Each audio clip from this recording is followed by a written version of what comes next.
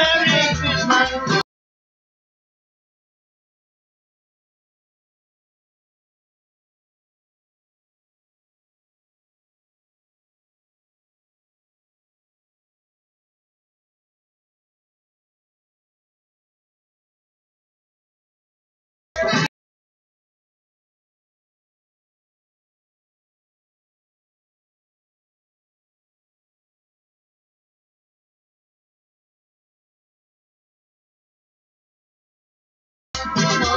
Good morning.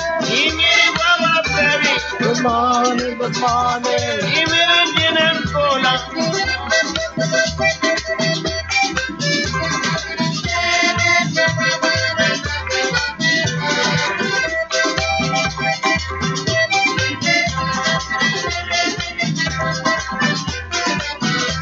What I think you like doing, I want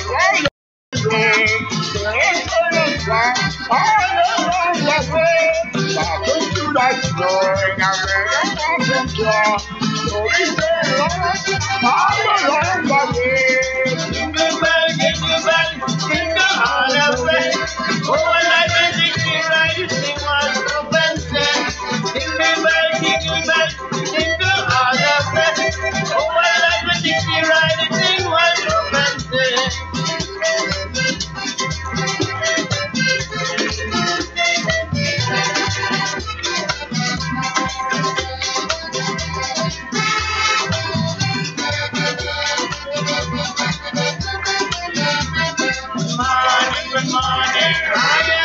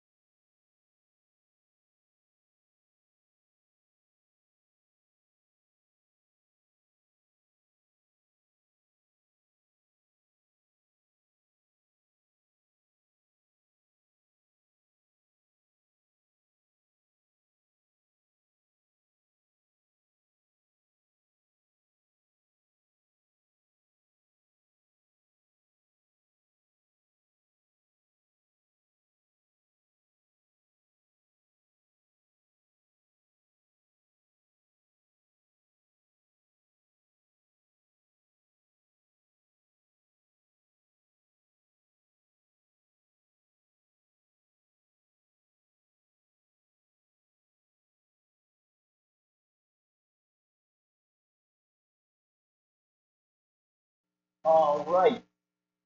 Hayden Hughes, thank you so much, I must say, first off. On such short notice, I did this man a call Tuesday. I was telling him we needed somebody. Tuesday, and you ready to come on and talk with us? Of course, you're doing amazing stuff. Would you like to share some? And Hayden was quick to eat. He asked no questions. He said, oh, what we talking about? He said, oh, this or that. He said, what time? And we're going to be there. What time? I really appreciate it after that. Thank you so much for coming. Well, yeah, on the other side, On the other on side, the other side, last time, they, yeah, last time you interviewed me. and actually, it's not a first time they interviewed you. It was not a real interview. Yeah, you're When you like produce your project over in there, I think it was Campus B. yes, way back, Way back. When we were young. When we were young, when we were young too. All right, so we've had some amazing young folks come talk with us at the show so far. Uh, last time we had uh, great guy Ricky L. Hodge, so Wait, alongside it. All the way down. great guy Ricky L. Hodge, and we talked about Angular tourism identity. We talked about a little bit of everything. It was a really good show. Got great reviews and coverage. So we said, well, but of course, to follow up on that with Mr. Reviews. So we want so what from a different point of view, run over some of the stuff that we had discussed with you, see what your thoughts are on it from a man from a different more about insider look kind of Well, I didn't get the opportunity to watch that show. So you yeah, for sure. Another I think we put yeah.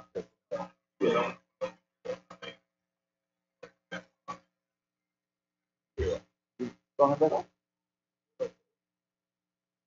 that's already the people that are listening. Yeah. Yeah, if you guys did not manage to get the show, you can check us out on the TalkDahTing YouTube channel. All of our showings are on there. You can go back log the last episode and follow it up. So some of the things that we were talking about is, and feel free to disagree with this statement, but I at least have always felt Anguilla's tourism identity as we fit in the duo of the three that St. Martin, Anguilla, and St. Barth. Anguilla has been St. Barth is the upper high end tourist. St. Martin is the mid to low end, all encompassing, bring your everybody tourist. Anguilla has been the mid to upper, family friendly, come with your family, come have a nice relaxing time. Would you agree with that? Tell me what you think. I think that Anguilla's tourism is very similar to Samoa's to a large extent. We tend to think that we are the upper end of the tourism industry. We do have some quite solid products, right? We do have the Four Seasons and the Zeme Beaches and um the Blues and Alijonas, which are very excited about reopening. But at the same time, we have the sedans, we have the Lloyd's Guest House, we have the Connell Easy Connell cottages, we have the Airbnbs, which is properties that you may own, your house that you may own, we want to rent out a room. So we have a tourism product that is geared for everyone, right? Even though it is geared for everyone, everyone cannot afford to come to Vancouver. And there's a number of factors why I that is. mean, you have to make. Yeah, there are definitely the reviews and the sedans that are and Lions get hosts that are available, Right. but it makes up a small percentage of the Well, numbers of horses that come from Anguilla. well, It is the Four Seasons and the Capsulitas that are pulling the people, it and is it's been the staple of Anguilla, and not even mention the high-end villas that right. also Yeah, but hundreds of you have to dollars a night. understand the evolution of the tourism industry. For example, Lloyd's Guest House, a Lloyd's Bread and Breakfast, the very first hotel that we've had in Anguilla. Very first, opened in 1959. And that was followed by Rendezvous Bay Hotel that was owned by the late Jeremiah Gums, who was the ambassador to Anguilla to the United Nations during our brief period of political independence. And so when we ventured into tourism as it relates to this sort of tourism, it was Sue and Robin Ricketts who came to Anguilla in 1978, who then found out that there was a man by the name of Leon Ryden vacationing in St. Martin and got him to come to over to Anguilla. And he came to Anguilla, look at the sites, like Maliahana spot over there in Meads Bay, and decided to build a hotel there. It was a quick turnaround. Now, in the meantime, he opened a place in Going Point, down cul-de-sac called Cul-de-sac, where a lot of our professionals, hospitality professionals such as Junior Lake and Albert Lake, the Somali that has been featured in Wine Spectator and all over the world, Eustace Kishad, and so many other hospitality professionals. That's where the breeding ground was, right? And that is where the hospitality. But there were other products on the island during that time. And then the Malihano opened, I believe, in 1984 or thereabout, and the Catuluca Hotel started its construction. But I'm talking about in present day, But in present day, if you, Anguilla's tourism product. and in present, As if you look into the market, if you go into the magazines that are used and all the publics that we will show, we're not showing us as a similar part to the market. We're showing us as an upper scale. yeah, we do, Exclusivity, yeah, villas, beaches with right, hard and the forces on uh-huh. it. Things like that. Those have been, what's been synonymous with Anguilla. Yeah, those are And synonymous with Anguilla Anguilla. brand. But some of the things that you have to factor in is that the Four Seasons, for example, they have a half a billion person database in terms of their reach. The Catuluca Belmont, they're going to have a budget that's going to surpass anything that the government of Angola has as it relates to marketing. The Malihana, all of these properties as individual properties, their marketing budget, their sales and marketing far surpasses anything that the government of Angola can do. And that it has always been the case, and that is why it appears that way. Now, there's a difference. The the different hotels in Angola, they will do whatever they can do to market themselves. It's the government of Angola, through the Angola Tourist Board, who markets the destination. So you have destination marketing, and then you have the individual marketing. And a lot of these smaller properties, such as I said before, the Paradise Coves and the Sedans and the Sharivas and all of these properties, they don't have the financial wherewithal in a database to market themselves the way these larger properties are marketed. So this is why we have to step up to the plate as it relates to the government of Angola to ensure that the destination is marketed, to ensure that these properties are on board, and to ensure that these Which have some goes- visibility. which goes into our brand image. Yeah, it's a brand Now, image. if do we want to steer away from what is already so heavily marked, so heavily invested in Anguilla is our brand image as mid to higher end, or do we want to then totally go against that? So then this is not the type of market, The granite. yeah, that Yeah. we want to go. I feel as though the way of the high-end hotels, what at the end of the day brings in the large amount of people that benefit the economy as the most, and that is the way that Angular government. That is one opinion, right? But my opinion is that tourism should supposed to ensure that the social economic development of the people of Angola is there. And you don't think that comes from the high-end tourism? It comes from the high-end tourism. But what do we do for the smaller properties? We have to ensure that these smaller properties have a chance at success as well. And not because we have some multinationals who have invested in Angola, mean that we should ignore our lower end properties, mean that we should ignore our local properties. We mean that we should also ignore the investment that our people have put into the industry itself. You know, and for us to say, oh, let us focus only on this particular area of tourism, to my mind, is not a good thing. My view is that the destination, Anguilla as a destination, as a tourism destination, must be marketed. Because one of the things that we have. But what marketed as what? As a tourism destination. But it's definitely marketed as a tourism destination. But in what level, in what capacity is it marketed as a tourism destination? Because we have to understand, there is competition in the Caribbean. There is competition around the world. For that exact market share that you're mentioning. The market is not going to be smart when it comes to make to your affordable budget right. holiday season. It's just not going to be smart. Yeah, we're not built for it. We're not going to beat St. Martin. But here is it. A rising tide floats all ships, right? And it is not good for Anguilla to have the Four Seasons that has an average occupants of 55%. That is the average occupants. 55%. Not 95%, 55%. The average occupants in Anguilla, I don't know what it is overall, because that's very difficult to ascertain. But if you knew the average occupancy for every property, you divide it by the number of properties, you'll have a general idea of what the average occupancy is. Some people say 30%, some people say 40%. I don't know. I can't guesstimate what it is. But I do know that the Four Seasons is one of the better performing hotels, and they are running a 55% average occupancy. So what does that say to me? It says to me that we can double our inventory, double the number of persons coming to Anguilla, and still have empty rooms. So how do we do that? We have to market the destination. We have to market the destination as a tourism destination. And I say that from someone who have been in the industry, not working in the industry. And I take away my brief stint as a parliamentary secretary responsible for tourism. That in itself came with a different, but fundamentally, my background comes from actually working in the industry and understanding the industry. And one of the things that we must understand is that we cannot market Anguilla, the country, as an upmarket tourism destination. We have to market it as a tourism destination, and here's why we cannot market it as an upmarket tourism destination. Meaning you don't want it to solely be marketed? No. You don't want it to be marketed? We cannot market it as an upmarket tourism destination, and here is why. You talk about competition. So if you want to talk about upmarket tourism destination, go over 15 minutes to St. Bart's. Wait. St. Bart's is an upmarket tourism destination. They came after Anguilla. Because I can recall going to St. Bart's and there was nothing but iguana honey.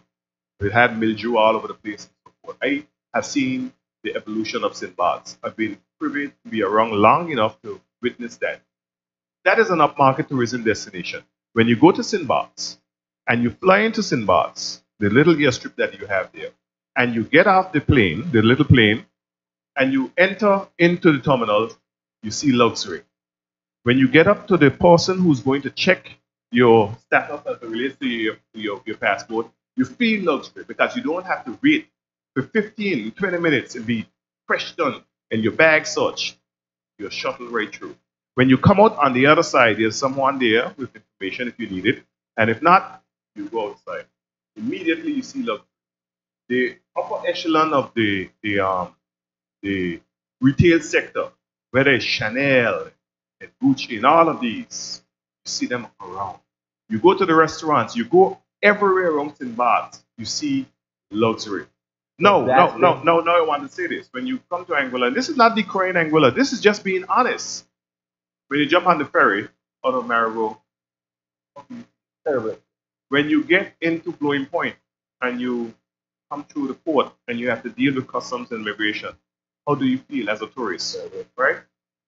When you are leaving Anguilla, how do you Go feel? one step further. Wait, you get wait. into the taxi. When you get to the right, no. When you drive from Blowing Point, which facilitates over 91% of our tourism arrivals, and you drive from there to wherever you are staying in Anguilla, do you feel as if you're in a luxury destination? Very true. Do you see litter along the roads? Do you see trucks driving around uncovered and litter flying around? Do you feel as if you're in a luxury destination? So the marketing of Anguilla must mirror what we have. Because one of the things that you must understand in marketing any product, an Anguilla you can consider product, is that you cannot lie. Because if you lie about the product, what happens? The expectations are raised beyond what you really have to deliver. And then what happens after that? You know, one of the biggest assets in Anguilla? Our people. And the good thing about tourists coming to Anguilla is that once they come in touch with the Anguillan people, they return. They might see the beautiful hotel, they might see the beautiful beaches, they might enjoy that and dine in because we have excellent dining, right? But people of Anguilla keep tourists coming back to Anguilla, right? And that is fundamentally important. We must understand that. So it means, therefore, that the people of Anguilla have to know their value in this whole thing. Now, do we have world-class beaches? Yes. Do we have world-class restaurants and dining?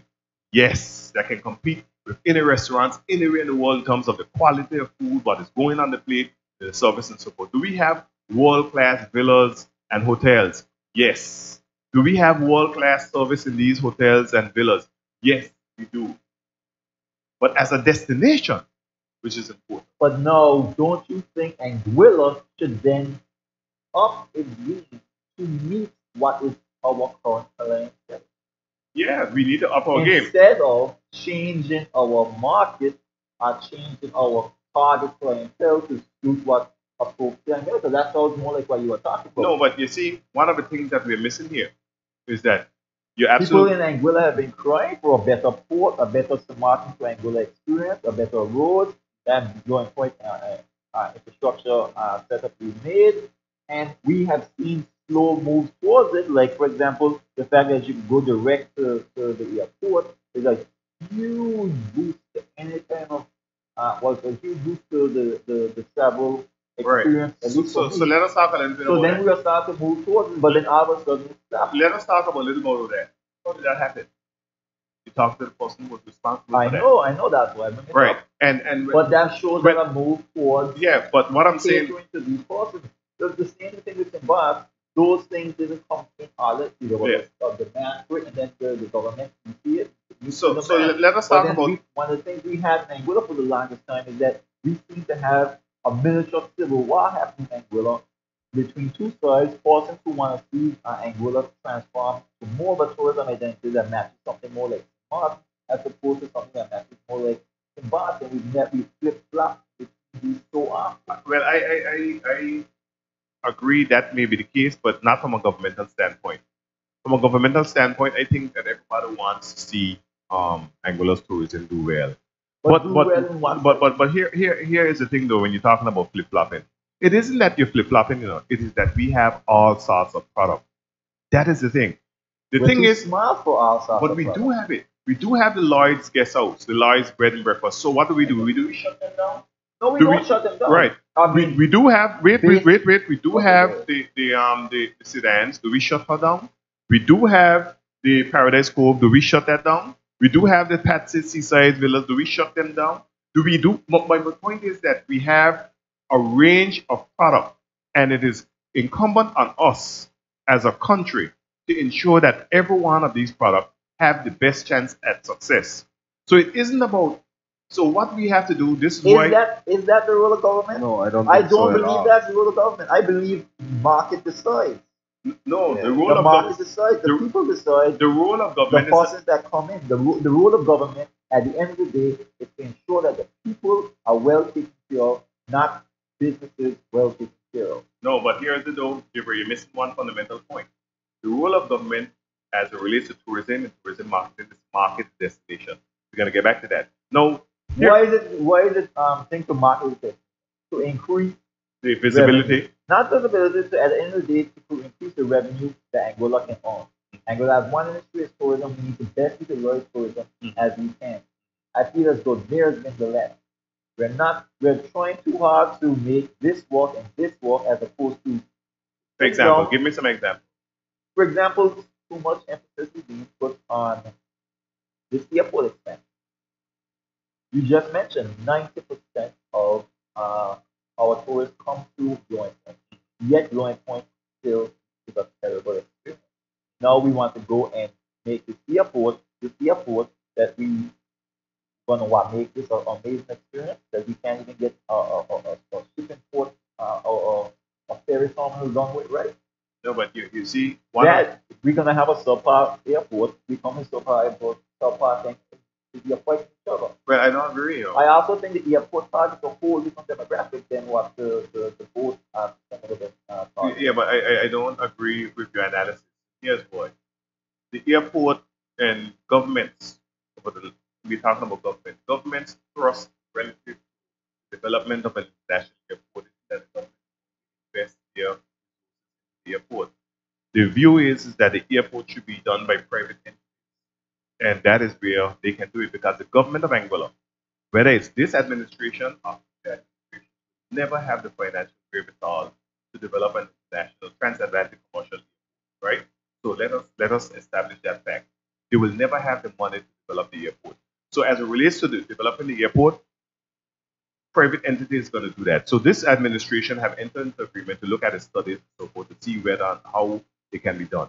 Let me ask you a question signed, real quick. they have signed some entrustments and so forth to facilitate the same. Let me ask you a question quick. Would you agree the Anguillan does not want Anguilla to turn into Somalia? I agree that the majority of Anguillians do not Do want not want Anguilla Anguilla to to turn turn into into Somalia. If you look back at where St. Martin started a drastic change, it was with that airport. Yeah, but you gotta understand one thing though, right? And I have the privilege of having an uncle who's like 2 years old, and he can tell you what Martin was before the airport. Where Martin relied on Anguilla, right? Martin relied on Anguilla for medical care, so we only had one doctor. And without him and other people in that time taking food, Martin, rice, fish, whatever it is, St. Martin starved. St. Martin had a declining population. Even as a child going over to St. Martin, we could go to St. Martin, come off, Marigold, because all of that was like that. Came up and said, monkey, and walk around Marigold and very large. The government of St. Martin, not the side of St. Martin, at the time the French did not have the policy where they were moving their national defiscalization, defiscalization, they moving French metropolitan national that was the case at that time. But on the Dutch side, St. Martin was in a bad, really terrible shape. And the government of the time, on the leadership of Claude Watte, decided to go for a particular brand of tourism, right? Casinos, moving a lot of people, moving a lot of bodies through the country. Needed people to come into more population because of all of the nationals from everywhere in the world coming to St. Martin. The construction sector eventually the development of the hospitality sector. And to do that, they had to develop an airport. And they had serious challenges with developing that airport, but they were able to do it, right? They were able to do it. And St. Martin's Airport is one of the busiest airports in the Caribbean. In the Caribbean, that little small 17 square mile island, 17 square is one of the biggest, is one of the busiest airports in the Caribbean. So they did what they do to ensure the survival of not only the people, but ensure the survival of the country. Because as we know, Asia was had a population of 20,000 people. Today, Asia barely have 3,000. And with a declining population, what does that have mean? Have economic opportunities and so forth. Without subsistence, without help from outside, Asia would be barren. Now So go over there and talk with Martin. now, Yeah, but go and talk to an indigenous in Malta, they feel as if they have been marginalized, pushed aside, which they have been. But aren't we being marginalized and pushed aside in Angola even without it all? If you look at the retail sector, we have been pushed aside. If you look at the hospitality sector, for example, we have been pushed aside because it was Angolan. There was a time when all of the restaurants in New Angola were Angolan. The restaurants. There was a time when all of the hospitality products were owned by indigenous Angolians. There was a time where all of these were owned by quote unquote indigenous Angolians. But we are being marginalized. The beach bars and everything else, we are being pushed aside. That's the truth. That's the reality. We might say it's not so, but it is so. Very, very, very Right. true. So here is the thing now, we're talking about the airport. I don't agree that with your assertion that the government of Angola is single-mindedly focused on an international airport. Because I here don't is think it. they are. I don't think Because they are. because here is But it. I think the debate is still going Right. on amongst, not amongst government officials, but amongst people like me and you. Do we want the airport or do we not want the airport? I will tell you what my position is. Yes, we do want the airport. Obviously. Yes, that is my position. And this is not only my position. And then what rationale? Let us go back. What's the airport going to bring to Angola? Let us go back. Angola missed? Let us go back from a historical perspective. You may know, right? But I'd still like to remind some of our viewers who may not know. In the late 1970s, James Ronald Webster came to power in 1976. In 1977, he was ousted as chief minister of Angola. Came to office. When Ronald Webster came to office again in 1980, he continued on his thrust to develop an international Angola. So the site that was identified to develop the international Angola was Birmingham. So he started exchanging lands in Birmingham, this area here, Wild Lake area, the Valley area, a lot of land, there was land belonged to government. Lands were exchanged to develop an airport in Birmingham. Because the Wild Lake Airport was built by the army, at the time, right? And when Emil Gomes came to office in 1984 as the chief minister of Angola, he, along with the Minister of Infrastructure and Social Development, the Honorable Albina Lake Hodge, they penned a letter to the government of Taiwan and they said, we are a small island on the threshold of independence. Pre-independence infrastructure is needed. To that end, we are asking for your assistance to help us develop an international. We are asking the government of Taiwan to help us with an airport.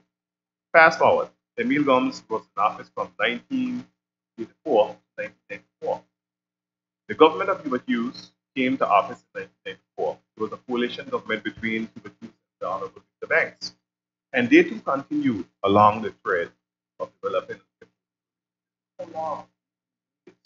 This is how long, right? And they were close to having investment in the airport through the French government and what have you. Think about that for a minute.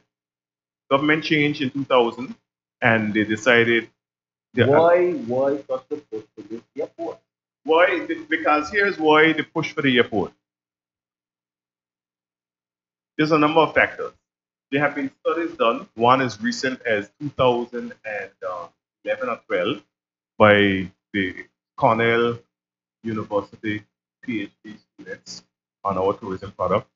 And they highlighted one of the difficulties for our product, not the marketing only, but also access and so forth, right? For access. Right.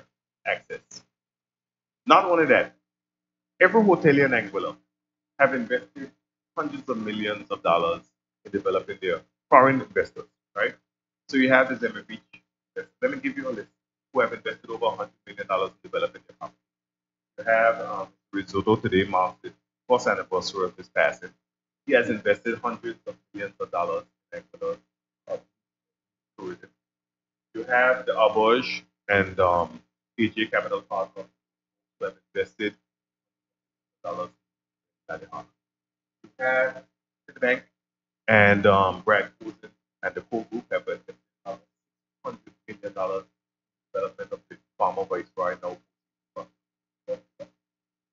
You have the Capjaluca Benmon who have bought that property for almost about $80 million, have invested a further 100, 200. Did they invested money Right. How much of that money did they pay tax? Most of the money they pay taxes on. That they As you know, in Angola, you don't pay taxes on money. is what I'm asking. Because some of that money that you're talking about, product project,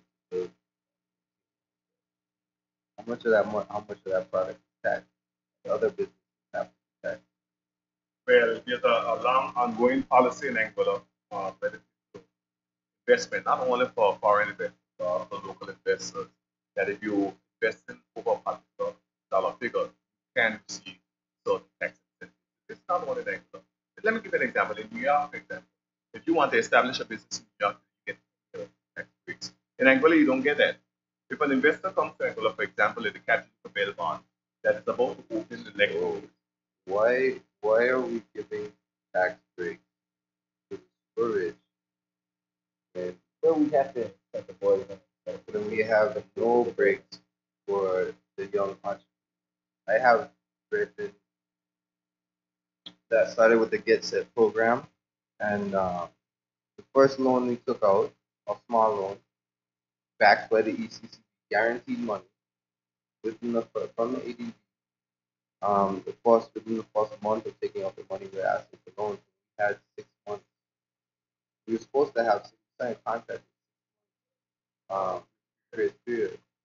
We were being asked by ADB the same month to take the money. Why is that going on? Why is there such a focus on big business? Why is there not a focus on little people trying to get to life at all? Why are we not focused on helping the small business? But we talk about these investment breaks that happen to large individuals, large da, da, da, da. Yeah, we give them breaks all the time, but why are we giving the young, the poor, the little breaks? It doesn't seem that's a valid point. That's a valid point. Let me speak to that. Right? I cannot remove myself from that because I started a business when I was 20, right? The loan from Barclays Bank of Angola that became First Caribbean. They took another small loan. I used to have applied for that. I have never done 20 plus years that I've. As a matter of fact, I recall in 2003 when I expanded my facility and I applied for delivery concession back in the accident and the honorable the banks what's going on with concession. And the government of Angola needs money. But at the same time, they have recently signed an agreement like giving in tax breaks for it. Understand that. So I understand your point. Now let us go back to your point. When we were in government, when the Angular United Movement was in government, we started a program that was to ensure if young entrepreneurs um, right? This was done by us, right? Not only that, I worked diligently on something called the manufacturing policy and the legislation that went through the executive council. I was able to get it through the executive council, was able to get it passed in parliament to ensure that young people had opportunities with a 10-year tax break. So it isn't as if we haven't tried. I was the person who sponsored that, and with the assistance of Mr. Hughes, Mr. Jerome Roberts, Mr. Evan Gomes, Mr. Wildcat Richardson, Mr. Beard, was able to get that passed through Parliament. Right? So these are the things that have been done. So it isn't as if every administration has ignored the youth in terms of they're trying to get into business, because this is something that I know for a fact that was done, and you can do the research and you can see that it was done. Now the present chief minister has said publicly that basically trade scientific all it is a few lines on a scrap of paper. But regardless, it's legislation, policy, it's there. And if we need to tweak it, why should it take so long to be tweaked? It's already passed through the Parliament, and already approved to Parliament that sent it into law by Her Excellency, His Excellency the Governor, Mr. Alistair Harrison. You understand what I'm saying? So for us to say that these things have not been done, yes, they have been. In terms of a thrust towards helping young people to get into business. Now, so I would not sit by here and say that hasn't been done. But at the same time, one of the things that you spoke to earlier, the fact that we're in a competitive world. And you just mentioned it. You're incentivizing people to invest in your country. So how do you do that? Now, what a lot of people don't know is that these duty-free concessions aren't a total concession. Millions of dollars are paid into the treasury, even when these developments are going on. Here's how it's done. Even if you get a duty-free concession, you're still paying a tax because there's a 6% tax levied on everything that comes in, whether or not you have a duty-free concession. So if you bring in $100 million of product, it has a multiplying effect. So the government of Angola receives benefits from that as well. But once that property is open, they start to pay full duties like everything else. A lot of people are not aware of that. People believe that the hotels in Angola have duty-free concessions forever. No. When they bring in a lettuce, they have to pay full duties on that.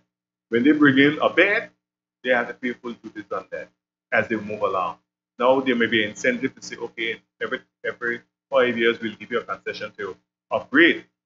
I am 100% support of that. You know why? It keeps our product fresh. And that should be given to everybody. If you understand. Right? It should be given to everybody. So it keeps our product fresh and it makes us look good. And we as a people will benefit from it because people don't want to come to a destination where everything is tired. I've gone to destinations such as Barbados. And every hotel to me looks tired. Every hotel looks run down. And I'm like, they're looking at tourism too, but everything looks run down. So you want to not only incentivize them to make the initial investment, but you want to incentivize them to ensure that your destination always looks fresh, right? So you have something that you can market with some sort of honesty.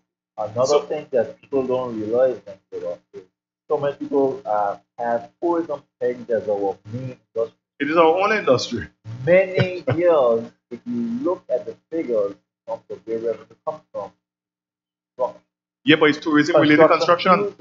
Yeah, but then that big figure, which in some people is half, of much as half, comes from the opening of a hotel, not necessarily from the operation.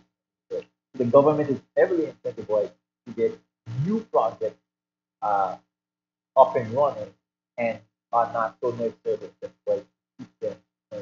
So I do sometimes agree with these tax breaks for people to get, because then you start to see these costs for friends of mine who got construction jobs, tend to be pretty well paying jobs, and then you start to see it trickle down. So that's sometimes right. See it trickle down. Yeah, it trickle down. Yeah. But I feel like that construction vibe is a bubble. It's always a bubble. It's a huge bubble. And it's been a bubble we've been running from for a long time. But I also think, and I want to go back to this, when we talked about the many years that the government has been focused on tourism, but I want to know if we are thinking about the future of maybe possibly not having tourism as a number one product, because tourism is the number one thing, the quickest thing that people drop from their budgets when they cannot spend money. And one thing we don't look at here in Angola, we don't think about is the economy as a world global economy, and the fact that economists are predicting and waiting on another crash to happen because it's been 10 years. And every 10 years, there's a big crash. And on top of there's that, a depression. There's a recession. Yeah. And are we prepared to go through those times? Are we thinking about going on top of that, a lot of young folks, a lot of my friends are sick and tired of their jobs. Oh, true. Yeah, but they want different options. Yeah, but who does these different options? One of the misconceptions that we have is that it's government's responsibility to diversify the economy. It isn't government's responsibility to diversify. You are totally right. But we also just talked about, I'm going to hold you to the fire right now, because you're giving the hotels the duty-free concessions to do their business and start up their hotels, like you say, right? Well, the concessions that New York gives is for startup companies, right, not for companies that exist, right? Right? So Viceroy and Four Seasons have how many properties around the world before they came here? Okay, so they're not a startup. They're a company investing in something, correct? So when are we going to give break to the startups in Anguilla? Okay. But we just spoke about that. But I'll say this though. I'll say this to your point. I don't agree with your point. Because here's it. Viceroy and Four Seasons, they are operators. They don't own that property. They don't own the property that is called Viceroy, Yeah. that is now called Four Seasons. Four Seasons does not own that property. That property is owned by Starwood Capital, a publicly traded company, right? Regardless, it's Yeah, still a yeah. lot. But here is it. Yes, it is. It is a large company. So let us go back a little bit. Is it good to have Four Seasons in Anguilla, or is it not good to have Four Seasons in Anguilla? That's the first question. To my view, it is good to have Four Seasons in Anguilla. But the parent company who owned that property, Barnsby Development, went into bankruptcy in 2010. That property was on the verge of closing. It would have been another white elephant in Anguilla. So, do we want a white elephant in Anguilla, or do we want an operating company that's giving people jobs? And these are these. That's See, fine. that's a great That's question. not the And point this is the I'm reality making. though. The reality is, yes, we need the hotels open because we have so invested in this industry. You're right. You're not wrong for saying that. My question was, when are we going to get the startup, the small people, who's fighting for us, and when are we going to consider and take on the fact that the local industry is asking, begging, wanting to do other things that are creative, are industrious for what little island we have, you know. But the fact of the matter is, we've had our own. I my father talked about this. We've had a local telecommunications company that was not invested by the government. It was not protected by the government and allowed a bigger company to come in and take it. Yes, but that we always have to look at the particular circumstance. So we just spoke about the local telecommunication company, which was Weblinks, right? So cable and wireless had a monopoly in Angola. It was a legislative monopoly, but there was liberalization of the telecommunication sector. And when it was liberalization of the telecommunication sector, what does that mean? That means that it's liberalized, it means that competition can come in. And Weblinks was responsible for pushing to ensure that there was liberalization. But what happened then? Weblinks, as you said, was swallowed up. Right. And I agree with you. Wait, I want to go back to him. I agree with you. Weblinks should have been protected. You know, invested in by government. How do government that can barely make its payroll invest? But it should have been protected, and there should be protected mechanisms in place to protect local businesses. Well, I want to get back to his point about young entrepreneurs and so forth. Young entrepreneurs in Anguilla today have great opportunities. Like I said, the Get Set program. You have a most spending public. When I got so I got to understand nobody was in. I did see how it could be a business, but something that I loved. And because I loved, I actually took the plunge. As I said before, I never received a duty-free concession, was denied, and I said, you know what, I'm not even part of humiliated again by government. But I'll say this, I believe that I was denied because of who I am. You understand what I'm saying? Because I was always outspoken from 20, 21 years old, I was always outspoken, and that is why people say, oh, you should run for politics. Politics. But you know what I mean? Well, that's why he's staying out of it. Yeah, everybody said, boy, hey, Hayden, why you should run for politics? You should run for politics. I said, well, I know I don't want to do that. And harass me until I run for politics. But what I'm saying is this, right? So if you want to get into business in Angola, and I've been recently elected to the Chamber of Commerce, right? So I hope to be able to help young people to understand, get into business as well. You have to use the mechanisms that are there. Meaning, you have to write to the Minister of Finance, say to the Minister of Finance, I'm entering into this particular, and I want a concession. This is what you have to make it, and that's what we need to do. We need to make our case as young business people who want to get into business in Angola. And we need to, but let us talk a little bit. I want to go back to his point. I want to go back to his point. Because I remember being with Coil Hodge when Tropical Truth was just starting to pick up, and sitting down with him, we having a little chat while they were having an open mic. Watch him go up on the podium and lead for tax exemption are deal with Yeah. up to Yeah, and here's it, right? I want to give you some background. When Kyle Hodge decided to do that business, one of the first people who spoke was me, right? And I said, hey, great idea, let's do it. I can't do that. No, all of the ministers, the cabinet, was on.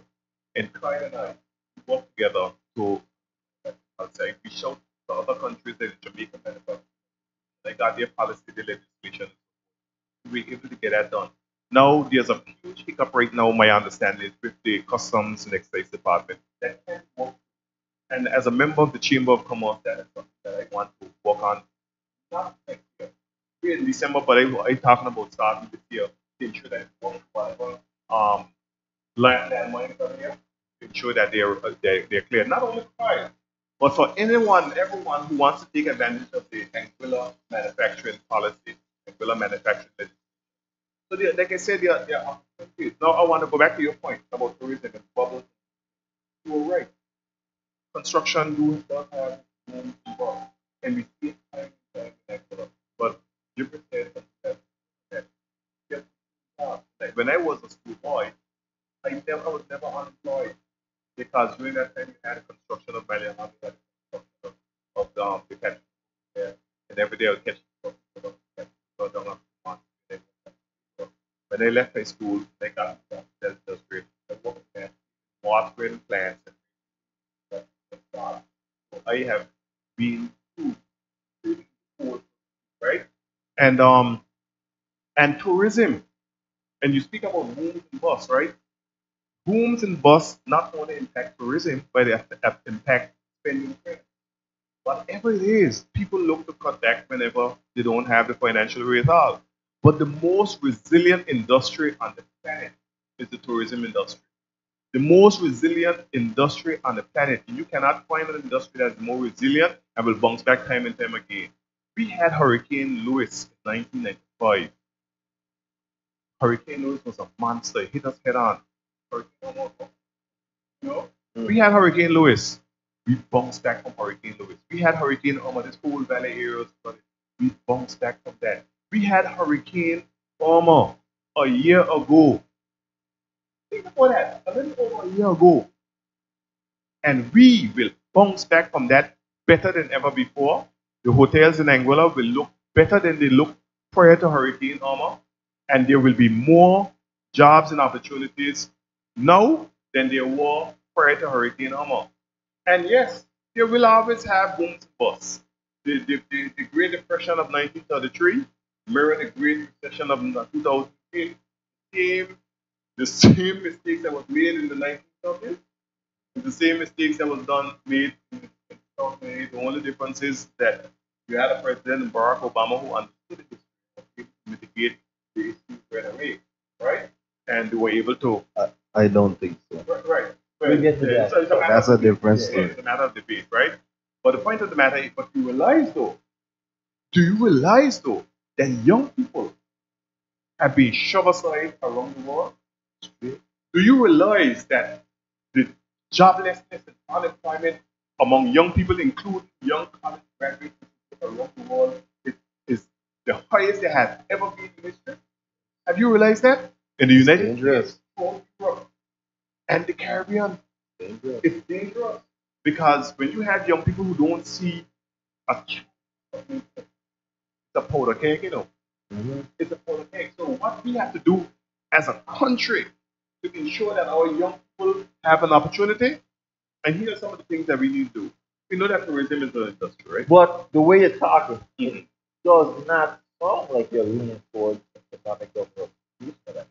But you It have seems like you at least you don't feel as though that's one of but key issues. no. I said economic diversification is important. What but do you think is stopping? But economic diversification. Because I know you mentioned that you believe it's not a government issue. No, economic diversification must economic diversification must emanate from the individual people. The government must put policies in place to facilitate. Sorry? Do you think that's fine? No, it's not currently the case, but it was happening. What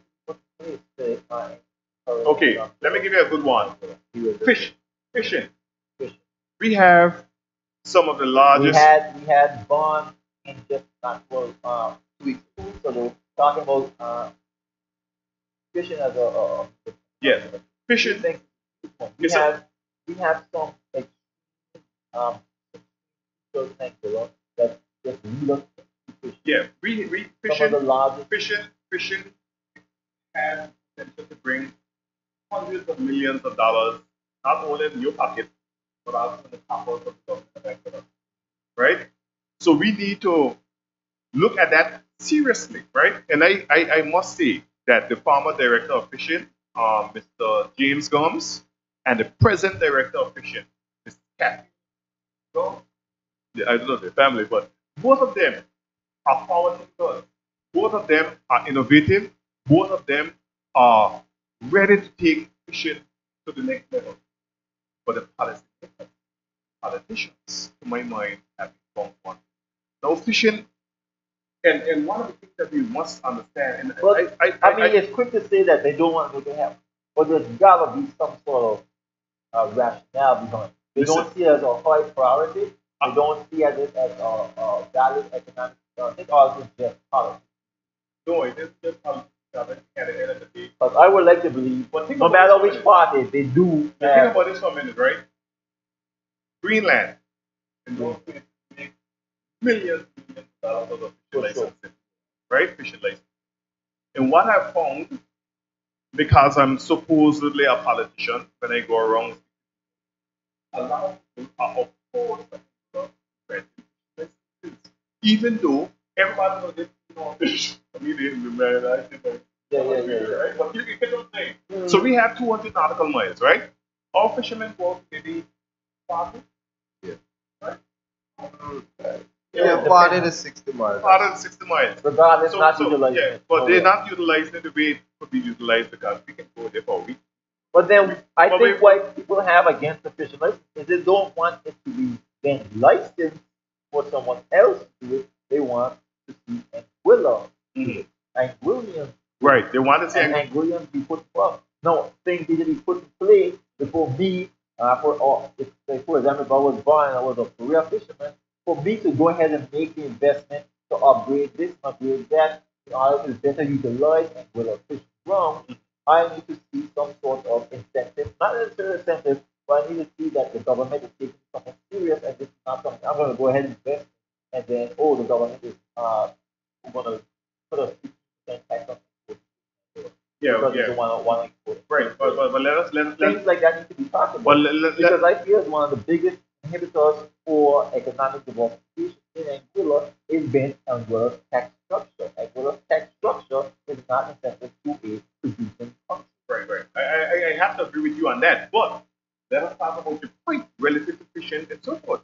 Government of Anguilla, not this administration, but government of Anguilla have made the investment that we spoke about. Government of Anguilla, we had a long line fishing trawler here in Anguilla. Government of Anguilla facilitated that and did a pilot project and hoped that Anguillan fishermen pick it up and move forward with it, and it never happened. That's a matter of historical fact. In my time, right? So, at the end of the day, we must have the desire, we must have the passion, And and what you're saying is just you think that a lot of people are calling and praying this economic development, but when it's given to them, they don't like it. right. There are people in Angola who have large fishing boats, large fishing trawlers who are willing to go out right now for days, weeks on end. Right now, presently. But here is one of the biggest challenges that they also have. Because I've spoken to them, and if they listen, they can call in. The biggest challenge that they have is finding people who are willing to go. Because you can't be a one man show. People, Exactly. right? Rugby league is one of those. Yeah. Yellow man, we call him Yellow man from down West End. He's one of those. But one guy is nephew. So right now, presently, that is the case. Yep. Right? So the opportunities are there. We just follow that but the opportunities are there. It's just that people in Angola really don't know. But there are more opportunities that are there. So they have to find people who are willing to go out with them, and that has been a huge challenge. One, and secondly, Anguillans don't necessarily, especially young person, to don't go for aspire 2 3 to be weeks official. out of the officials, you know. But I could see that. I could see that. I could see how if we were to have a lot, that's where we would have a problem. getting people, Filling local that people, yeah. local people to do it. But even if you don't get local people, then you have to issue more to do it. This has happened, and then maybe do one. So these are we have a human with those problems as well, right? Yeah. So I was. I see what you okay, so it's not necessarily, but I draw fishing as an example, but fishing is the only one. No, For example, IT, or for example, if that web link had made it off the ground and had gotten one, and with a tax structure, do you know digital grants in Anguilla was one of the best in the Caribbean? You know why? They don't pay any of these taxes that you pay into these other countries. One of the biggest one is income tax. Don't pay that in Anguilla. The only thing you pay tax essentially on is bringing in stuff. And if you're a telecommunications company, you only bring in data essentially. You don't pay tax. There are some small taxes that are specifically designed to that, but it's a drop in the bucket. Because some of those other countries they take up to 40%. for instance, man, you pay for. So, Yeah. yeah, so Yeah. that's a large amount. The Angola just isn't getting it. And then Angola doesn't get the new roads, doesn't get the new this, and then Angola complains because we should get some again as soon as you mention the idea, but the tax they're up and on as well. I think these taxes, if we were to get away from the bringing in item tax, it will allow businesses like well to bring in, let's say, electronics. All of a sudden, I don't have to go to the market to go and buy a Nintendo for $200 because Gather said they have to sell that Nintendo Switch for 345, and then I just go to the market and like every Anglican does, smuggle that in, whether you're the block of this. That happens so often and stuff that you can't even blame Anglians for it at some point. The tax structure just is not set up for places like Garden City or clothing retail stores or other businesses similar Exactly. that are trying to do for sales to succeed. Demand gets so much from Anguillians going over there and spending their money over there as opposed to coming here. I don't remember the last Exactly. time I purchased anything electronic, clothing, or otherwise in Anguilla. Exactly. But you know, Why would you be in support of would you? What? How do you feel about the idea of getting rid of that and moving toward a structure where you pay so that those persons who are working CEO positions and general manager positions instead of positions and making X amount of dollars a year are also contributing to Angular development, not to a same level. Because me as a single, not a single mother, or a single fella, single mother in Anguilla is essentially paying the same tax as Mr. Ruzito would have been if he was here living in Anguilla. well, I'll say this. You know, I feel as though that's a problem. yeah, I'm not. It's not indicative of a society that are looking to help the ones at the bottom reach the next level. Exactly. All right, let's talk about income tax. I'm not big on income tax, right? But we do have income tax. Right. No, we don't. Yeah, we do. You want to call A tax that, on income. You don't want to call Wait, that. That's but nowhere indicative yeah, of what we're but talking yeah, about. but a tax on I'm income. talking about a tax that will sustainable for Anguilla and will help Anguilla Let- start to develop. let- Because one of the biggest thing is Anguilla, let's just say, Anguilla government will do nothing, but Anguilla government also doesn't have them. So, Right. you know what I talked to? I had a little, I was playing a little game with, not game, I was experiment, and I was talking to young folks, specifically young folks, like that old folks. I was like, would you be down? I questioned them, folks, would you be down for paying $40 a year for the next 5 years every time you have to go and listen to a vehicle? And you would get the Valley Road be done from roundabout to roundabout. Every single person I Say yes. said absolutely no problem. Because, but it had stipulation. It It must needs- go towards that. It must go towards that, and it needs to be. It needs to see it happen before a year. Can we? See, that's you know what that shows me. Anguillians are not opposed to paying taxes. The problem Anguillians have is that when you tax me, and then government officials are buying new vehicles, and they're taking fun trips to wherever they're taking on tourist exhibit or marketing retreats, and then that's where I feel like my money is good. I'm not my money being invested back into the country. People don't mind paying that. People understand the concept of a tax. You know this is how it works. Just you need to show me where it's going and that I can be you can be accountable to it. I feel that's where the government and Anguilla really and Anguilla relationship has followed. You don't trust that you will spend the money. Yeah, but I can't blame you. That, we have something called a consultant. No matter what plans government have, all of the revenue that government offers goes into something called. And even as it relates to how money is spent, there's a lot of stipulations that the economy of England, right? There's a lot of that you don't understand when you're on the outside looking in, but when you're on the inside, you know those. For example, government of Angola must have in its at least 3 months of in the world, you know, a government that has because this right?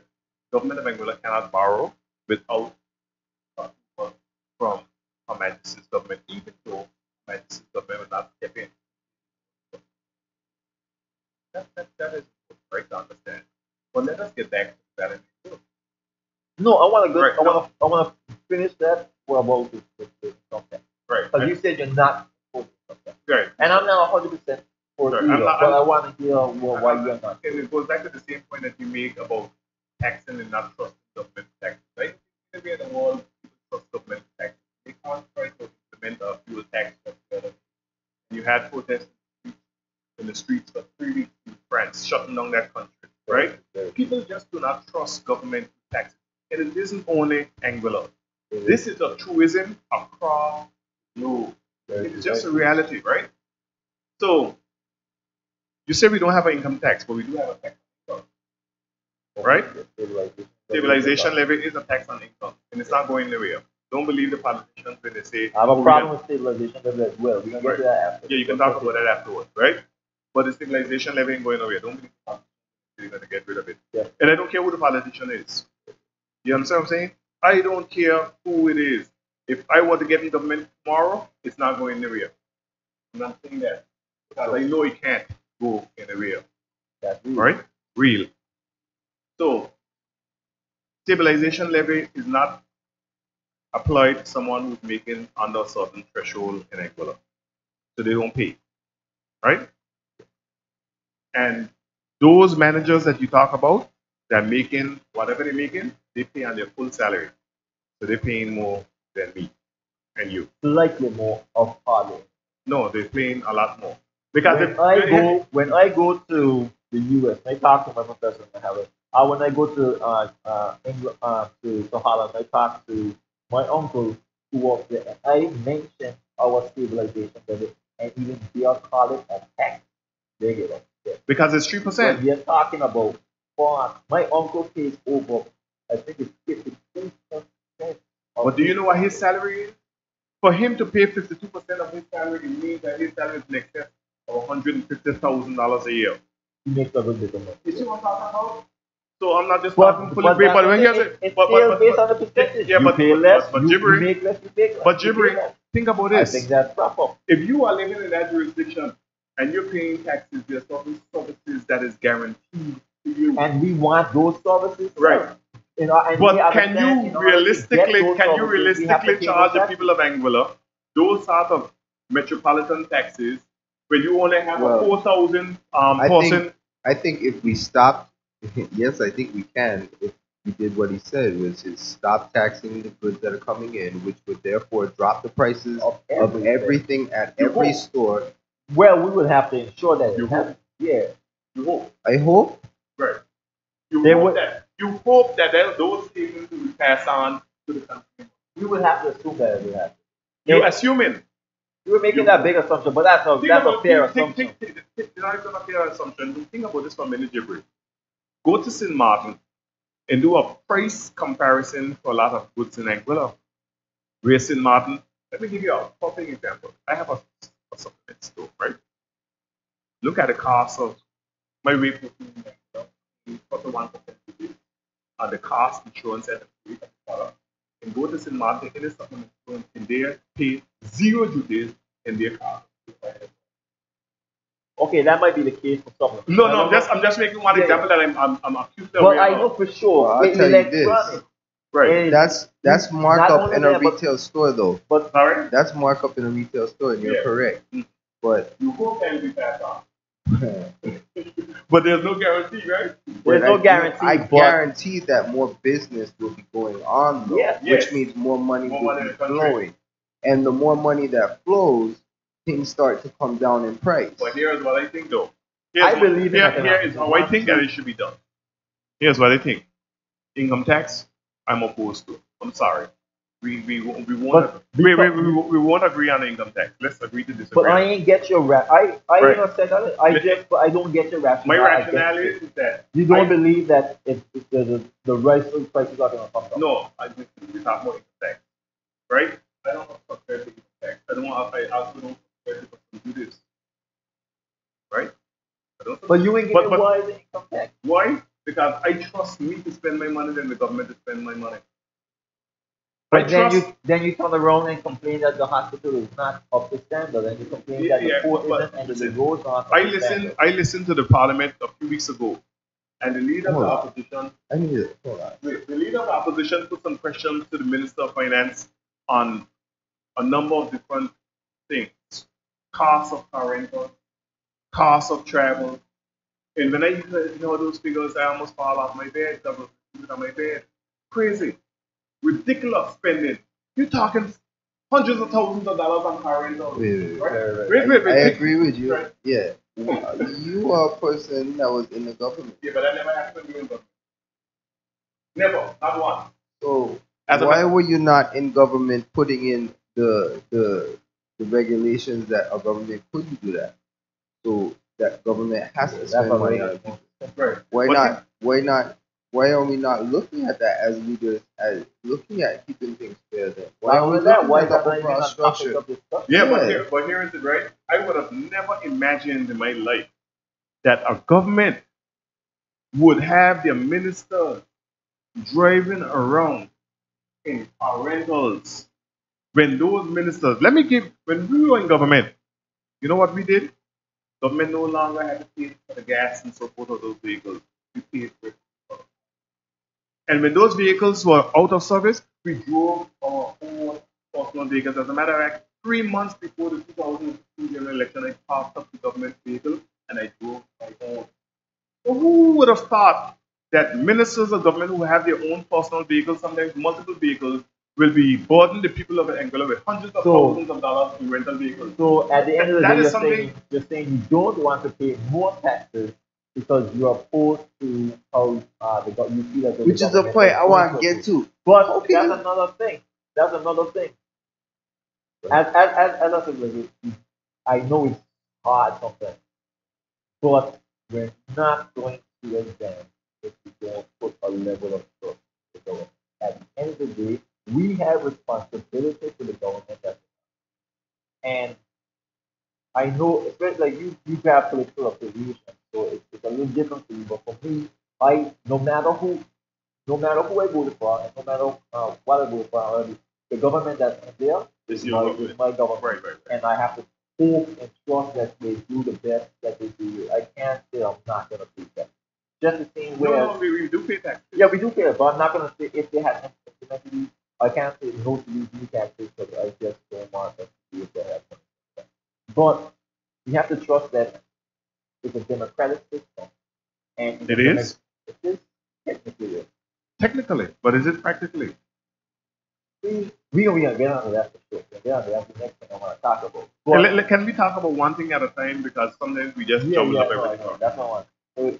So how do you want to tell us?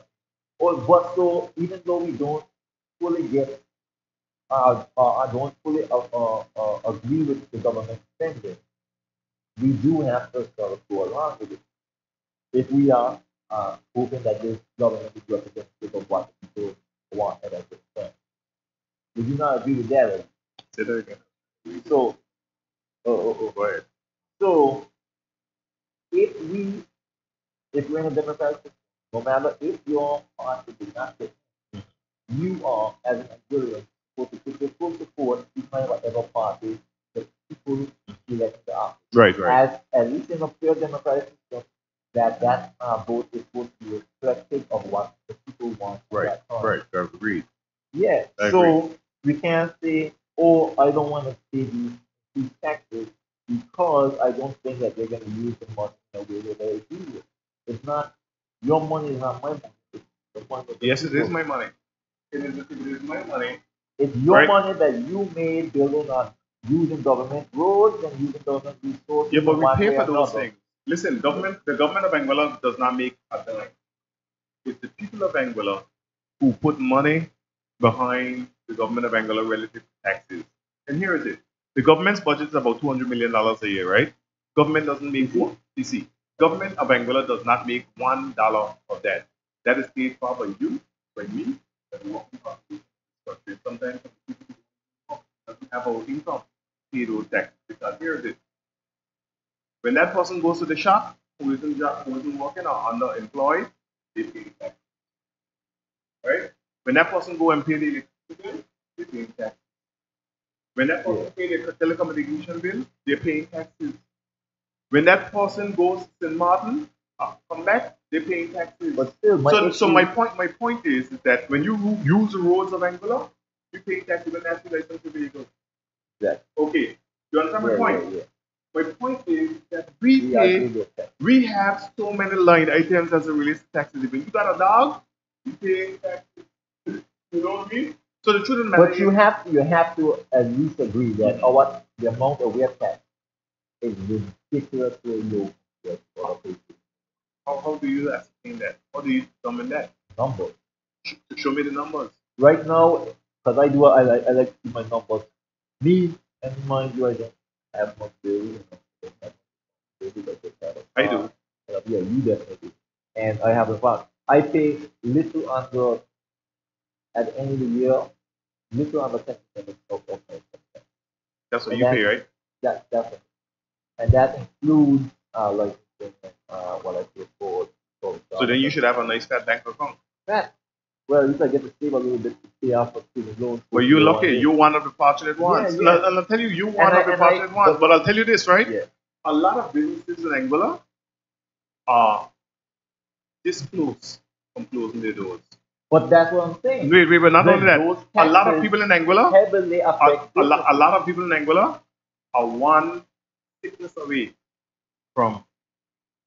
Very true, very Right. true. So- but that's so- what I'm saying. Those taxes Mhm. negatively affect businesses more than they affect the person that should be affecting the person who are doing the best in Angola. Yeah, but think about this though. Which, if you start to do an income tax, you can better target those taxes that are supposed to be blanket taxes that hit everybody. Those persons who are sick and are maybe not being able. So what you're proposing are is paying the same amount and on the taxes on the same amount of stuff that everyone else is paying. That's wrong. so you're I proposing. should not be paying the same amount of taxes as someone who is doing extremely well and producing this amount of money. It's very difficult for you to target taxes and to properly distribute taxes among people in Angola's current tax system. And one of the easiest ways to do that is income tax if you go based straight off the income. Yes, we do. I would agree. We do need tax reform. Without a But shadow you of a don't doubt. think this is it. But I am not sure that income tax is the way to go. What Right? would you think is a better outcome?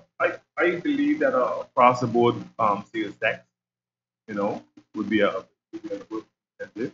Similar Would be to Britain. similar to many jurisdictions, right? Even in the US, right? Yeah, instead of a custom duty. Yeah. So I would think that would be a good thing. But if I'm sold on income tax, then I can change my mind. But as right now, I am not sold on income tax because there's a historical reason for income tax. Income tax came into being when Napoleon and the British were fighting a war, and then they wanted to recoup the cost of the war, and they implemented a temporary tax called an income tax to help the situation to normalize. And next thing you know, everybody was But then adopting it. back to- Right, but what I'm saying is that that's a historical reason why income tax came into place. And if you look at the United States of America, you will see a lot of the debate is over taxes and who gets the best tax incentives and best biggest tax rate. Who? What? Right? So my point is that yes, we do need tax reform. I'm not saying It's more difficult to target sales tax than it is income tax.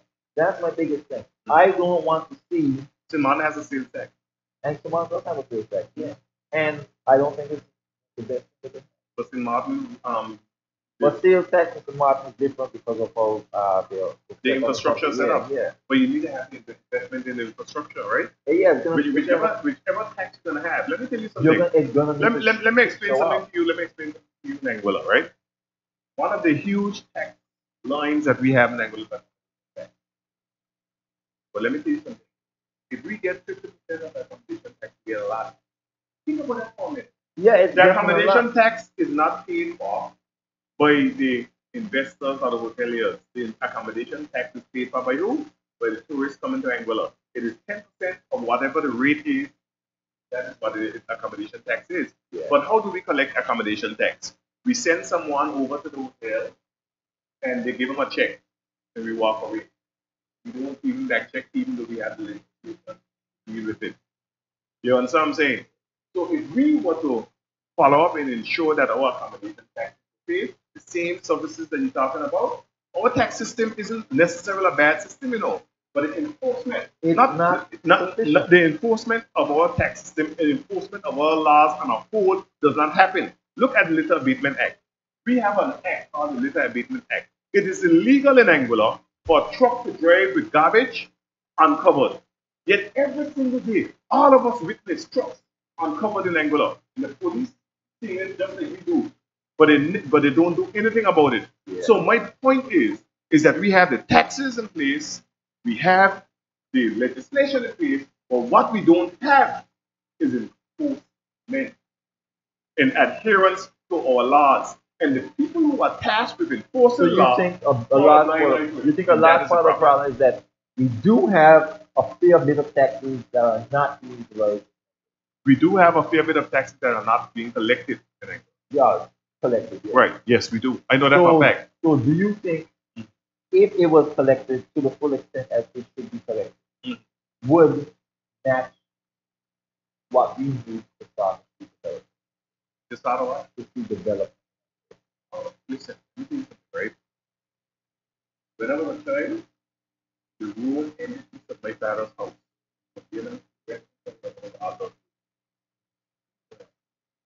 I got electricity. I was in school. Is this going towards to say that you think that we have been developing a better way? Sorry? Is that to say that you think that we have been developing our development have fallen off? It has fallen off, but what I'm saying is that the people of Anguilla, through their tax dollars, what? Think about this for a minute. If we were to collect what we ought to collect, especially from these multinational that is huge incentives to do so, think about the type of development that we'll have. Think about a hospital that we can have. Think about, but here's what we need to do as well. We talk about it. We have to ensure that we get that we implement economy, right? That is one. Secondly, we have to have a brochure, not necessarily a hard copy. We have to take it on. Here's what we want: backyard marina. We want investment.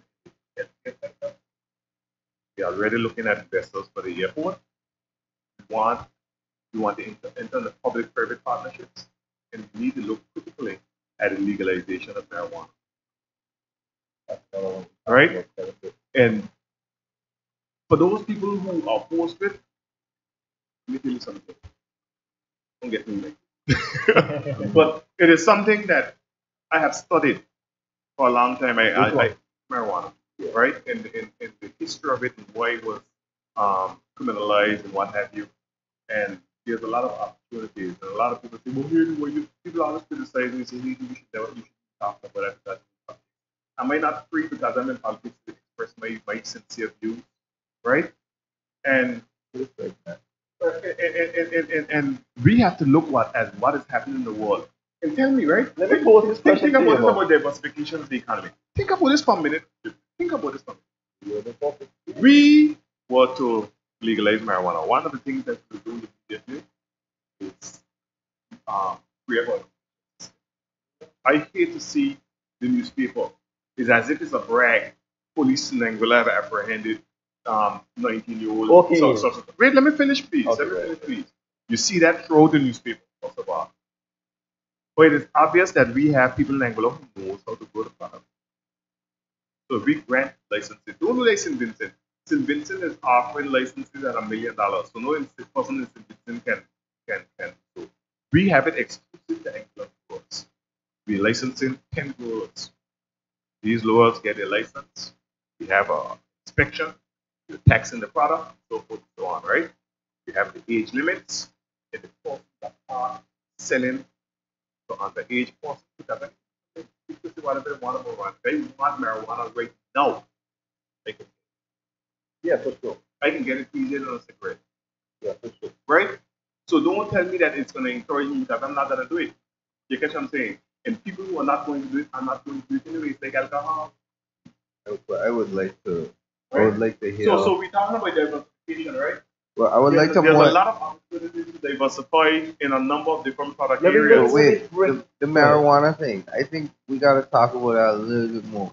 When you talk about for the young people, because the access and yeah, Ras here on the radio, but Ras has also studied the marijuana thing as well, and the issue is straight legalization, especially to go recreational, is the access that young people have to it now, and the problems now you're gonna get with drug addiction, which is another issue we just don't even address. We don't address alcohol addiction here. Yeah. We don't address these Huge, things. Angola. So Huge. I think allowing another substance just free reign, because like you said, right now anybody can really go and get weed. We know that.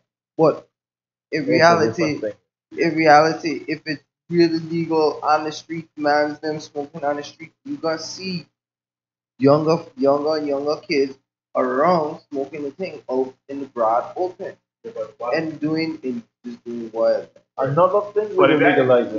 So what are we doing to curb that? Are we gonna invest in the education system some It more? got to So be. there's after school programs. Yep. So there's things going on. That's my Yep, question. yep, That's yep. But Another think thing about this though, right? Across the world, smoking cigarettes are prohibited, right? true. So these are the kind of things. The only problem in Angola with legalization is that problem of movement. Because today Right. there are still bartenders who will sell on the Right. Exactly. Is that right? Exactly. So we need to address our problem. That And was- like I said before, at the end of the day, is enforcement. Why is it we can't have enforcement in Angola? Why is it that a police officer can stand next to a bar, get 14-year-old, buy a beer, you don't have an issue with it?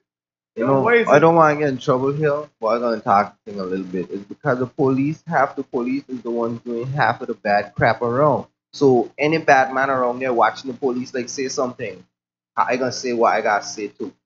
And then them ain't gonna do nothing. And I just telling you the real thing. And shout outs to my mans them down there in the green yard guy. You know I talking about, yeah. What do I say? We have a surprisingly huge following in the prison. Yeah, but my point, So, my shout out point, to my you point, for my that. point is that unless we have enforcement, let me tell you something, right? Anguilla is I starting on the before. listen, with and a it police starts on the force top. of- You have a commissioner of police in Angola, right? I think Wait. You have a commissioner of police in Angola, Mr. Paul Morrison, who I know have covered up acts of criminality in Angola. I'm guessing. I'm saying not publicly. No. He sent a letter. Yeah. He sent a police officer to my yard to give me a letter to shut me up from saying what I say when I know what I know, when I have the hard evidence that he has done so. You understand my point? So from the top up, top down, Yeah. and then he is answerable to the governor, and the governor knows. Right. So where are we going? No, exactly. And this is my point too. I mean, that happens. That happens to me. I've been working in the government for 5 years now, and I can see throughout the government as a whole that happens where a boss is gonna cover up for a mistake, and they cover up big things all the time. All the time. It all shouldn't happen. over, and it shouldn't happen. It really shouldn't happen. We should really, as Angolans, be open and honest to our mistakes and learning from them, getting better. So the next time we come back to something, we're not making the same mistake. One of the things. Well, let me ask you a question, though, Jibber, right? Let me Go ahead. ask you a question. Let me put you on the spot. I read it. A young man is apprehended for roach. He's given bail for $20,000. He goes to court and he's fined $10,000 for roach. But this young man sees Mr. Big Shot. He's next to the police, right? How does you think it impacts his psyche? How does it impact his psyche? What do you think? I mean, you can jump in here. What do you think? That's a heavy one. It happens. How? I know exactly what I was saying to that young man. 'Cause I sit in the classroom with him every day. Then they're sitting there thinking, "Yeah, I gonna get me just like that one day. Watch. I gotta do whatever I gotta do to get my power, to get my clout, to get my rep up, so the streets respect me enough that them can't lock me up." That's what I'm thinking. That's legit what I'm thinking. That they're Superman, and that's why it's gonna be for the rest of their life. And it don't work out that way. It doesn't work that way. It don't work out that So way. what do we do? You know what? So what do we do, Jibber? What do we do? Okay. Don't we hold everyone accountable by the same standard?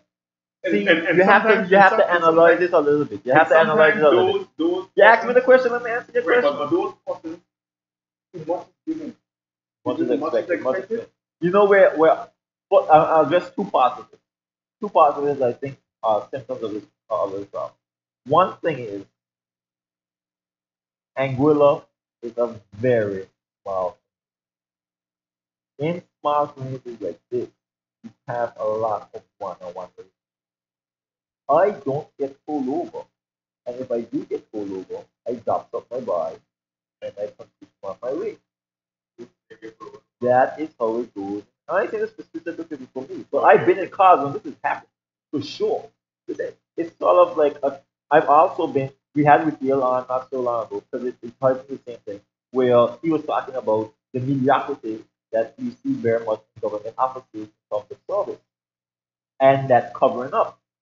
I ain't covering up for you just for the thing. I'm covering up for you because you my nephew or you my uncle, cousin or something like that. There's such a small, yeah, you my just my butt. It's a small sign. When you get these sort of smart things, it's one of our greatest, strengths and music, all that kind of stuff that we're social unified culture. But at the same time, it comes with these drop down. And the next thing that I was gonna say was when it comes to the police officers. I know for a fact that there was a reason why they did not like to have and willing police officers. It's because of that exact reason. I feel it does make a slight difference. But if you're not from here, you didn't care. In the States, though, like, okay. No, just last point. Police don't police their neighborhoods in the States. Yeah, but last point. In Anguilla, nobody or very few people hold the police in very high regard or want to be a police officer. What happens then? You get persons who are either don't want to be police officers but are limited in options of research police officers is the best way to go, or that you have to bring person from away. In both cases, you end up with people who don't want to be police officers. You don't want to be a police officer. You don't have either to do a suboptimal job of being a police officer. If I see like being a police officer and I drive down the road, what his name is making a ruckus and little Boca Chica again, I gotta go deal with that. Maybe I didn't see it. Drive out. You're only going for the small things. If, for example, I see little what his name is smoking a roach on top of the cellar reach, I got a quota to fill, I go and grab a little thing. Whereas if I see Akio on the cellar road, I know Akio comes with this paperwork and I have to deal with that and I have to deal with this. I ain't going amongst trouble. I know police officers that will go amongst the trouble to say, oh, this is not right. I know there are very few of them, but I do know they exist. But the vast majority of like, why bother? It's not a problem with Anguilla police. I think it's a problem fundamentally of how we think of police in Anguilla. It is a huge, incredibly important job that is not given nowhere near the amount of respect in our nation. It needs to succeed. You get caught in one of the similar problems we have in politics. But don't you think that the respect should be on though? That's the next thing I See, gotta that's say. how That was my point. A lot of respect is not earned by that's the a rough police, one. and I think that's a global age-old thing when it question. comes to police.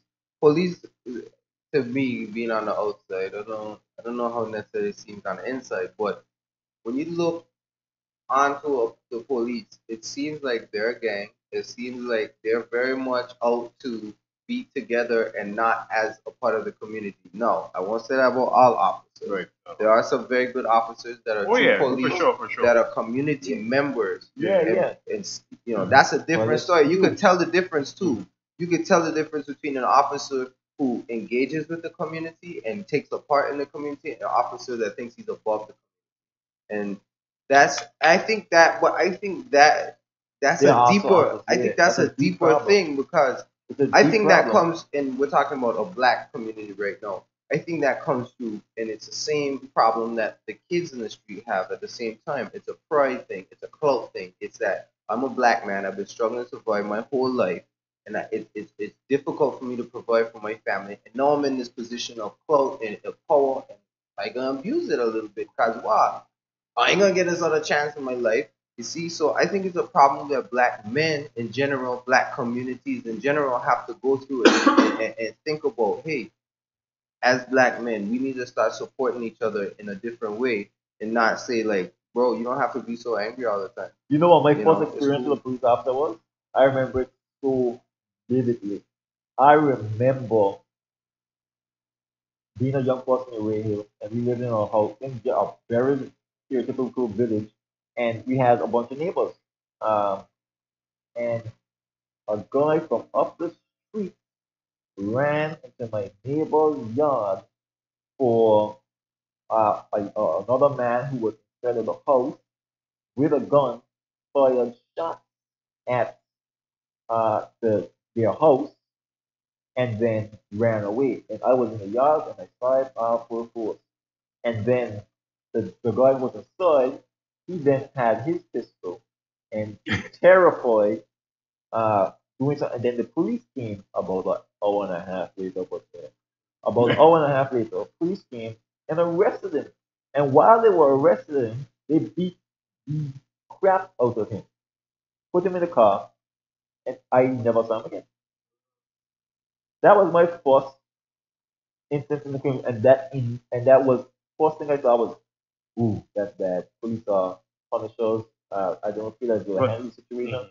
And when you start to get those sort of, you never call the police when things are going right. That was a bad situation. But It's like, easier to associate it, go back to this point. There are some good police There officers. definitely some good police officers. There are some good police, but think about it though. When we enforce the laws in Angola, the prison population is very small. Mm-hmm. You know, there was a time when you could go over to the prison, there were 5 people in there. I will let you know how much people are in prison. At least 100. Strictly on weed-related offenses.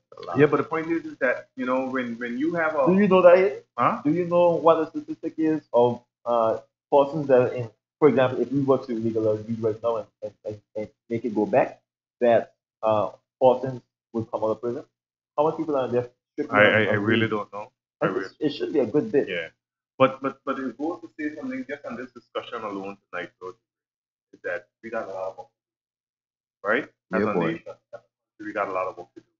You know, we also got a population problem in terms of the size of our population. Just too small, really and truly competitive, really and truly. And then one of the things that I am keen about is training Anglo based on the needs of the country. Like we have so many people in Anglo who have business administration degrees, right? We have so many people that we have sent out to do this and that. But what are the real needs of the country? So we have a hospitality sector that is the driver of the economy. But go down to any of these major hotels and look at it, managers, right? So are we training our people to take up these jobs? So you spoke earlier, Jibri, about your friends who are fed up with a hotel job. But think about the opportunities in a hotel job. You can be an engineer. You can be a chef. You can be an accountant. There are so many opportunities in terms of different jobs that you can have. You can be a horticulturist, right? There are so many opportunities in the hospitality sector that we want to see serving tables and making beds. But there's a lot of opportunities in the hospitality sector, right? For sure. And I know persons who have you know walked up what? from the bottom. We need to be sending people off to school to learn skills, right? Refabrication, car automatic mechanics, horticulture, right? We need to skill up. We need to plumbing, electrical, civil engineers. Right. We need to skill up our people. Hayden, you have people. My brother, he wants to be in the hospitality. He has over 12 years of experience in the hospitality industry, and he's You know what? He's going to be a general manager one day. He is going to be a general manager before the age of 40. You know I why? will put my top down and because this is the industry he wants.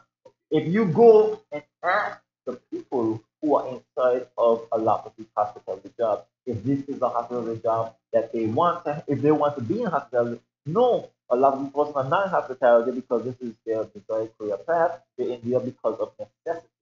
When you get people that are working on necessity, but most of us are like that. Most of us are like that, but that's not what we should be limiting young persons to. We shouldn't be limiting young persons to say, "Oh, you're not. These are not you. Go work in this. Work hard. Entire life. Do your thing. Hope they work it up." I think when you're young, you're not in the financial. Me, I'm young. I don't have any kids. I don't have any obligations. I should be full to acquire my full potential, not be stuck. Let me give you a story. Give me an opportunity in Anguilla that I can go in a field that I want, that I can see myself going forward and being happy. When I was making my big life decisions, my law teacher, Don Mitchell, sat me down and he told me what his father had told him. He told me their hobbies and their work. You go to school and you work, and when you have time, you can have fun and do what you're passionate about with hobby, which is what he did. Don Mitchell doesn't like law. Don Mitchell loves history. He made a lot of money in law to go and do history. And I followed his advice and I regret it every single day. Let me give you a story. And this is a story of my story. And maybe it might be instructive to other persons out there. So I went to Valley Secondary School eventually. Became the Albina Lake Arts Comprehensive, right? I wasn't particularly didn't really care. I like athletics, sports, competed by Angola, what have you. I like fitness. Was always passionate. When I left high school, as I said before, I entered the hospitality sector, working, raking leaves and water along my path. My first paycheck, I bought blocks, stayed on a block. Living at home, and my parents did not make me pay bills. You know, typically, some parents bills are they must have, must pay bills. Some situations they must pay bills. So I was fortunate that I was not made to pay bills. So my first paycheck, I bought that. My second, and on. Now I was 17 years old. And the time I look around, I realized that I had spent something out of the blocks paid on for. I had one pair of shoes. I'm 17 years old. Everybody was buying nice shoes and so forth. So what the went to the store, got together, draw a plan. I dug my foundation. Every afternoon after work, I pick right. Got my first vehicle at the age of 28.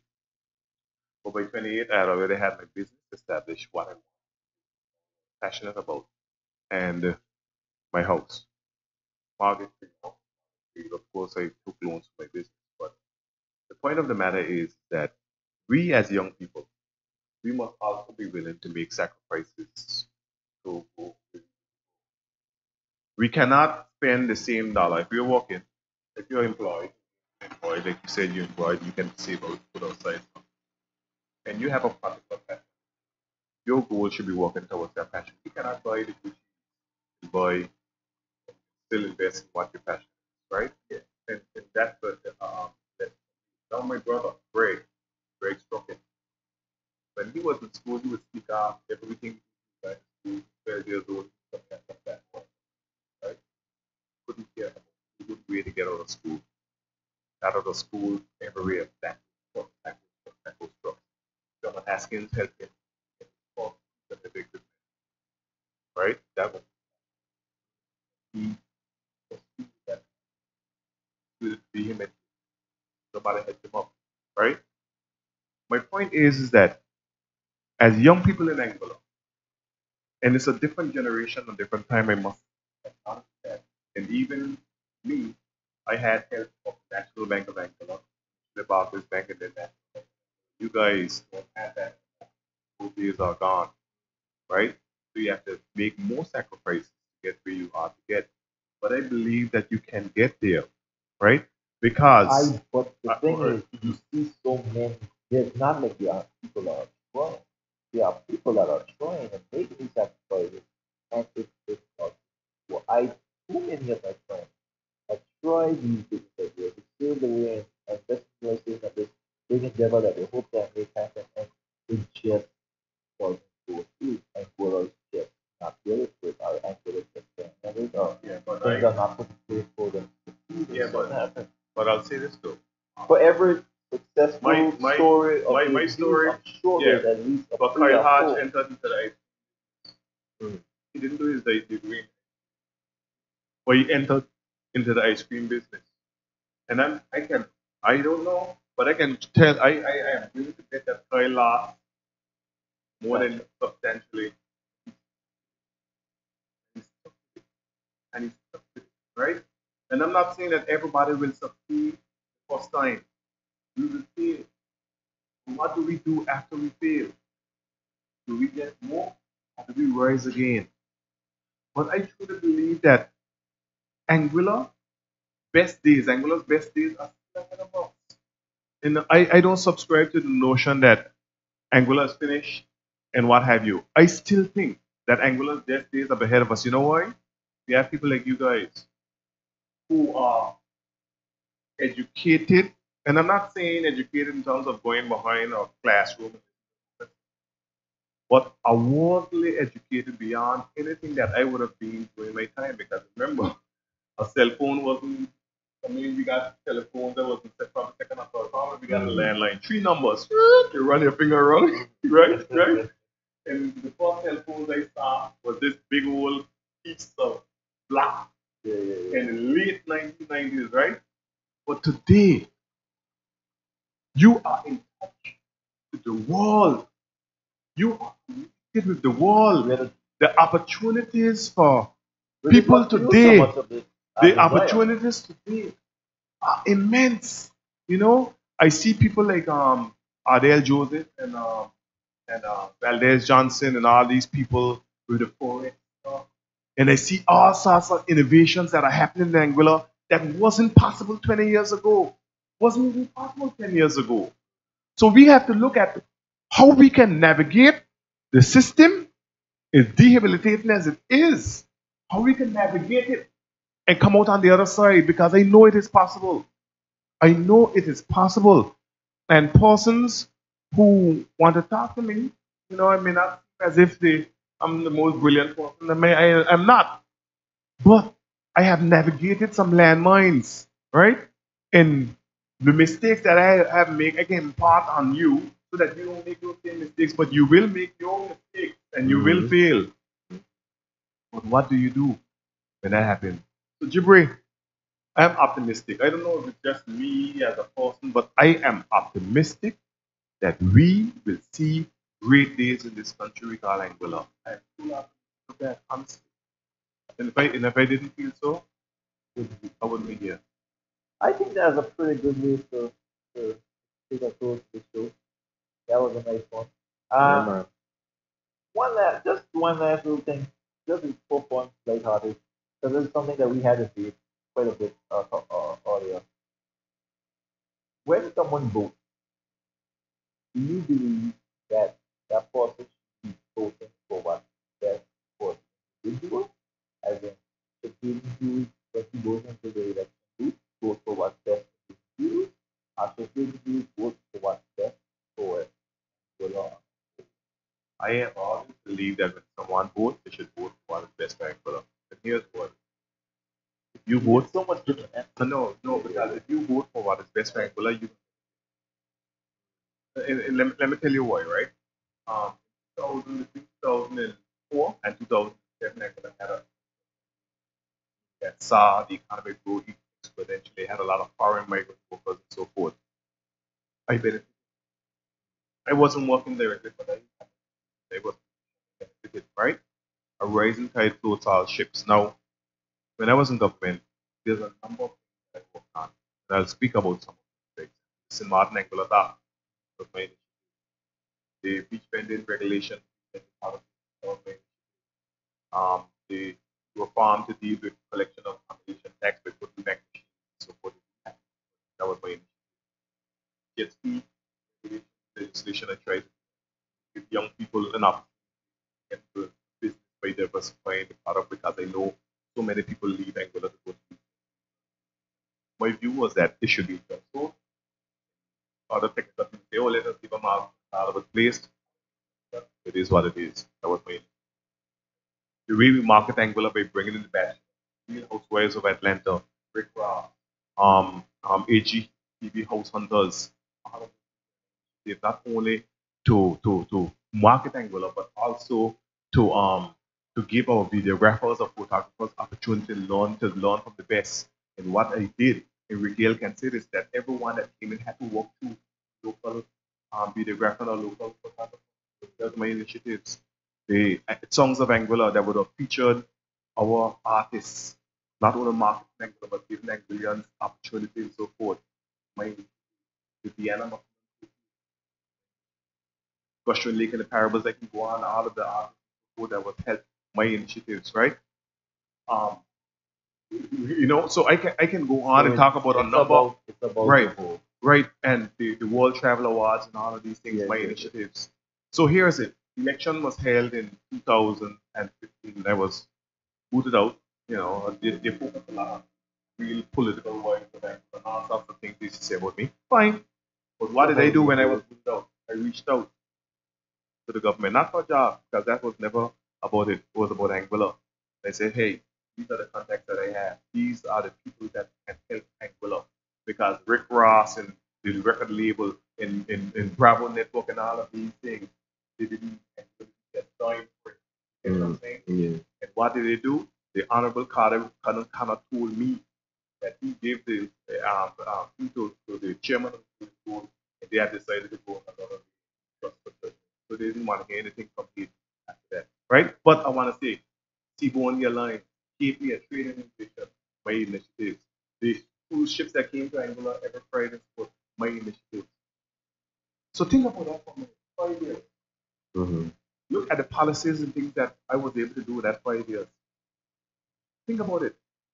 News office went to the first briefing with the Honorable Curtis Judson, went to sit down in his office with him and his special advisor to talk about how we can progress farming as a Mahaba farmer.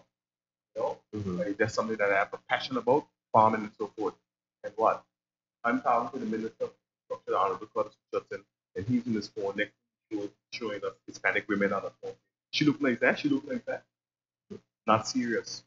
So my point is that we should vote for the country. Vote for the country. Vote for the country and not for the individual. Right. And if you vote for the country, you as an individual. In Anguilla, I hope you're voting for the country. Make sure you're voting in this election. It's going to be an interesting one. We thank you again so much for being here and talking to us tonight. It's really been a pleasure. I hope we will probably have you again. You will come back here. If you missed the show, you can catch it on Facebook. You can catch it on YouTube. I think Hayden was live in it as well. So you might be able to check out his page. If you do happen to jump over there, make sure you subscribe and show a like. I will do. Yeah, it helps. It helps. We do this every Tuesday, 8:40 sharp-ish. So please do tune into us next week. We do have a nice show planned up for next week as well. To match or even top the show tonight. We thank you again so much for being at you. Bless up, everybody. You have a good night. Good night.